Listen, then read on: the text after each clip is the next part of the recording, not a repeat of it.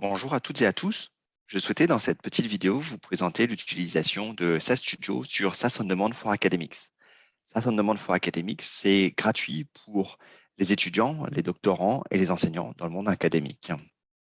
On a tous, lorsque l'on a un compte sur SAS on Demand for Academics, on a tous 5 gigas d'espace disponible pour charger ses propres données et les enseignants ont en plus 3 gigas, ce qui leur permet de créer un cours et de demander à leurs étudiants de s'enrôler à ce cours et de partager donc avec les étudiants qui sont enrôlés à notre cours, de partager plus facilement des données. Dans cette petite vidéo, je voulais vous présenter une prise en main de SAS Studio. Donc là, je clique sur SAS Studio. C'est une interface donc web. Je recommande particulièrement Chrome ou Firefox pour une utilisation optimale. Et vous avez juste besoin d'une connexion Internet.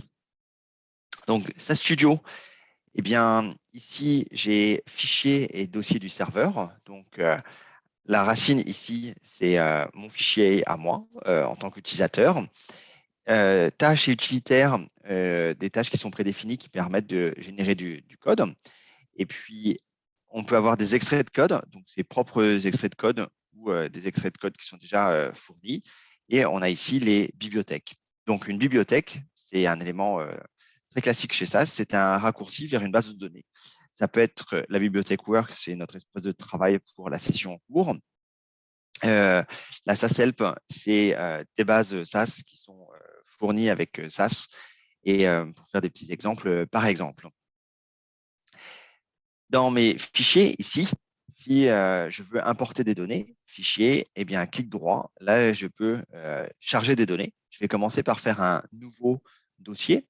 Ce petit dossier, je vais l'appeler entrée, enregistrer. Et dans ce fichier, eh bien, je vais charger des données depuis mon ordinateur local. Sur mon bureau, j'ai mis ces 3 fichiers, 2 tables SAS et un fichier Excel que je vais charger ici dans mon espace.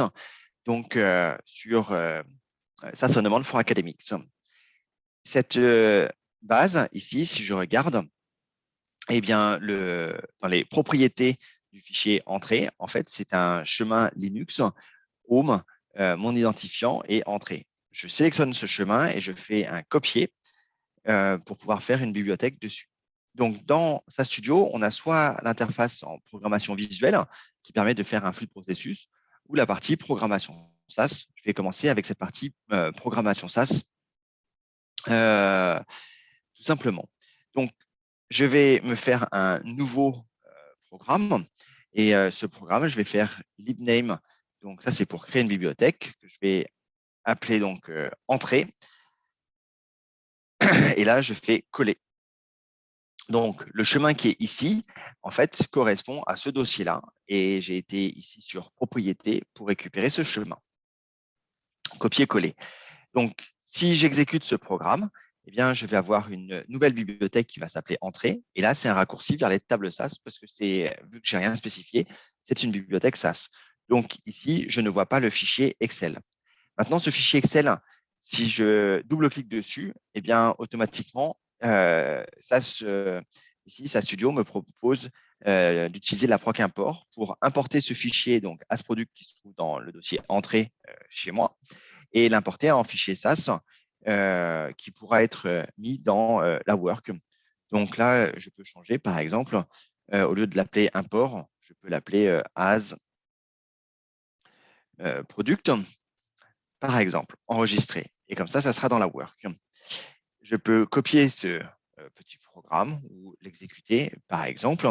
Et si je regarde maintenant dans la bibliothèque ici qui s'appelle work, eh bien, j'ai une table SAS qui s'appelle AsProduct. Donc, si je reviens sur mon programme au départ, pour un programme, j'ai toujours le code, le journal, les résultats, la sortie.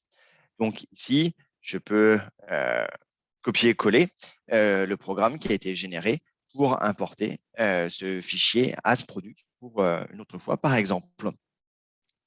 Maintenant, si je veux faire la jointure entre plusieurs tables, eh bien, je peux passer de cette partie programmation SAS classique à la partie programmation visuelle.